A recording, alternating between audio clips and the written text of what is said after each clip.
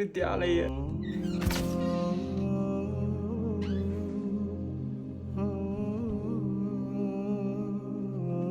ومثل كل مرة هجي له وهو بيبكي. المرة الأولى تركتك، هذه المرة يشفع لك بك لو ما بتبكي الآن. والله العظيم قلت لك أكثر من 1,000,000 مرة ما حد يستحق أن تعصي الله من أجله.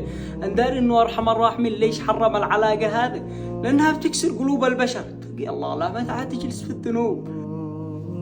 والله العظيم إننا بين ننصحك بنحبك. والله إنه قلبي بيوجعني عليك لو ما بين أشوفك كل يوم بذنب. والله إنك صدقت يا أخي معتصم، لا متى بجلس في الذنوب. وأنا أقول مال حياتي كلها نكد وهم، وما بش أي توفيق ولا أي رزق في حياتي. ومن ترك شيئا لله عوضه الله. بإذن الله إننا ببتعد الآن من كل الذنوب وببدأ حياة جديدة مع الله. وارحم الراحمين غفور رحيم.